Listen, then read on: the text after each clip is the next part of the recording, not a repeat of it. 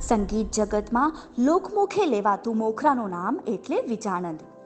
એવું જંતર વગાડે કે પંખીડા ટહુકવાનું ભૂલી જાય. કૂવામાંથી સિંચાણીએ પાણી ખેંચતી પનિહારીઓની બાલદી અધકૂવે આવતા ભટકાતી ઊભી રહી જાય. 12 વરહથી પરદેશ ગયેલ પ્રિયતમના વિરહમાં ઝૂરતી વિજોગણની સુરતામાંથી ઘડી બઘડી વિયોગ ભાંગીને ભૂકો થઈ જાય. પતંગિયા ફૂલ માથે બહેવાનું ભૂલીને વિજાનંદના ફેટાના ભૂમકા ઉપર બેહી જાય. ચરતી ગાયુના મોઢામાં ખડના તણખલા એમ નેમ રહી જાય. જંતરમાંથી નીકળતા કર્ણપ્રિય અસાધારણ સુર સાંભળતા જ જંગલમાંથી હરણાઓ ભય ભૂલીને આની કોરડોટ મેલે. શું શું ઉપમા આપવી, કવિઓની કલમો ઊભી રહી જાય. લેખકોનું શબ્દ ભંડોળ ખૂટી જાય, પણ ઈ સુરાવલીને કોઈ વર્ણનથી અસલ ન્યાય તો આપી શકાય. ભગવતીની આજ્ઞાથી મરતલોકમાં અવતરેલ એક ચારણનું સંતાન વિજાનંદ એવું જંતર વગાડતો. પણ આજે વાત કરવી છે એક એવા વાયોલિન વાદકની કે જેને સૌરાષ્ટ્રનો બીજો વિજાનંદ એવી ઉપમા અપાણી હતી. એ મહાન વાયોલિન વાદક એટલે આપણા નાનજીભાઈ ગિરધરભાઈ અઘેડા ઉર્ફે નાનજીભાઈ મિસ્ત્રી.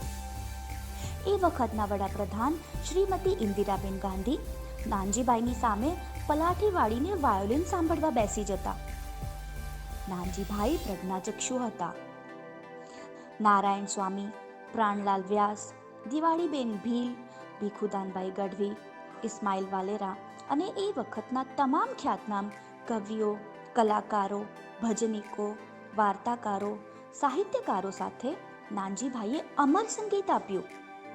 નાનજીભાઈને બધા ઓળખે છે, પણ એનું ગામ લગભગ ઓછા માણસોને ખબર હશે. સૌરાષ્ટ્રના ભાવનગરની કાખમાં બેઠેલું રળિયામણું નારી ગામ એ નાનજીભાઈનું ગામ. એ એમની જન્મભૂમિ. બાળપણમાં જ માતા નીકળવાને લીધે એમને દ્રષ્ટિચેતના ગુમાવી. એ ખૂબ જ નાના હતા ત્યારે એમના પિતાજી ગિરધરભાઈ સ્વર્ગે સિધાવ્યા. એ 6 ભાઈઓ, ઓઢવજીભાઈ, ત્યારબાદ નાનજીભાઈ, ત્યારબાદ બાબુભાઈ, હાલ 78 વર્ષ નિવૃત્ત GEB officer, Prabhudasbhai mechanical engineer, doctor Dhirubhai DMO Bhavnagar અને Jayeshbhai chemical engineer.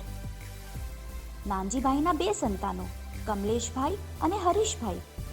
Harishbhai 15 October 2020ના દિવસે 58 વર્ષની ઉંમરે અવસાન પામ્યા. નમસ્કાર મિત્રો, હું છું કરિશ્મા અને આપ જોઈ રહ્યા છો અમારી યુટ્યુબ ચેનલ રિદ્ધિ સિને. આપે હજી સુધી અમારી ચેનલ સબસ્ક્રાઇબ ન કરી હોય તો કરી દો અને બાજુમાં આપેલ બેલ આઇકન પણ દબાવી દો, જેથી અમારા આવનારા નવા વિડીયોના નોટિફિકેશન આપને મળે તુરંત. અને સાથે જ અમારા ફેસબુક પેજ અને ઇન્સ્ટાગ્રામ આઈડીને લાઈક કરવાનું ભૂલતા નહીં. નાનજીભાઈ નાના હતા ત્યારે ભાવનગર અંધશાળામાં સંગીતનું શિક્ષણ મેળવવા ગયા ત્યારે ગામના બીજા 2 છોકરા પણ ગયા હતા, પણ એ 2 ટક્યા નહીં અને નાનજીભાઈએ સંગીત શિક્ષણ મેળવ્યું. પછી તો મહેસાણા અને રાજકોટ પણ અભ્યાસ કર્યો અને સંગીતમાં પારંગત થયા. રાજકોટ રેડિયો સ્ટેશન વાળાએ નાનજીભાઈને અંધ હોવાને લીધે નોકરી આપવાની ના કહી.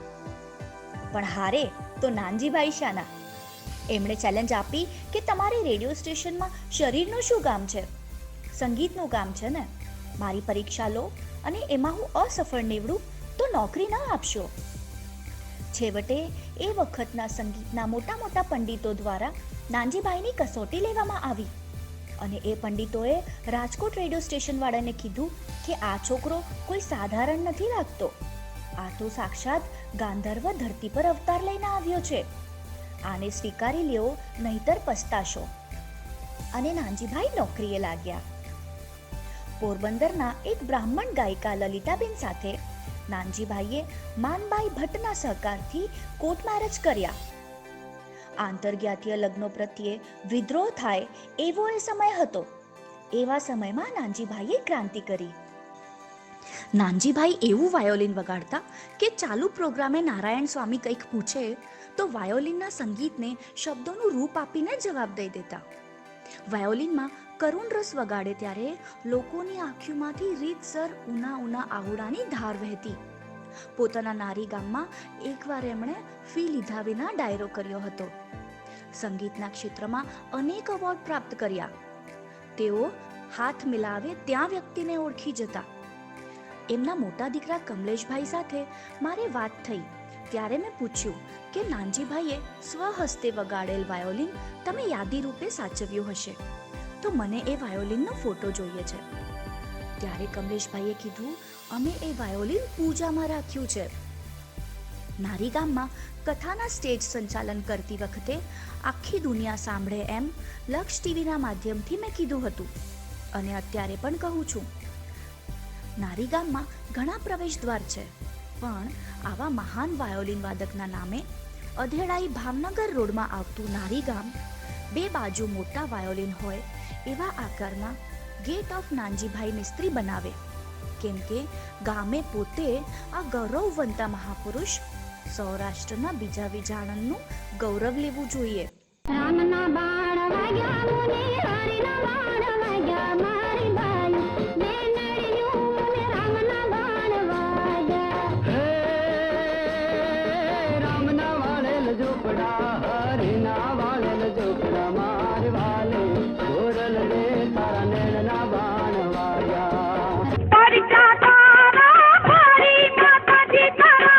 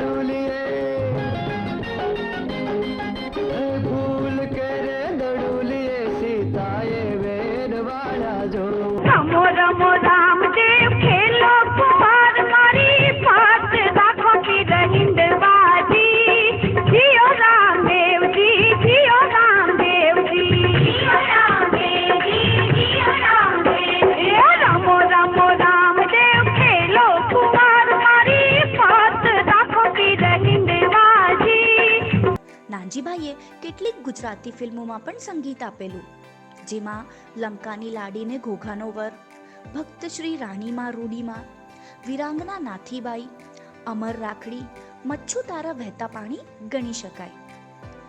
તેમનું મૃત્યુ 30 ઓક્ટોબર 1987ના રોજ રાજકોટમાં થયેલું. તો મિત્રો, આપને આ એપિસોડ કેવો લાગ્યો તે અમને કોમેન્ટ કરી જણાવશો. આપ અમારી ચેનલ પર પહેલી વાર આવ્યા હો તો અત્યારે જ અમારી ચેનલ રીતઝીસીને સબસ્ક્રાઇબ કરી દો અને બાજુમાં આપેલ બેલ આઇકન બટન પણ દબાવી દો, જેથી અમારા આવનારા નવા વિડીયોના નોટિફિકેશન આપને મળે તુરંત. અને સાથે જ અમારા ફેસબુક પેજ અને ઇન્સ્ટાગ્રામ આઈડીને લાઇક કરવાનું ભૂલતા નહીં.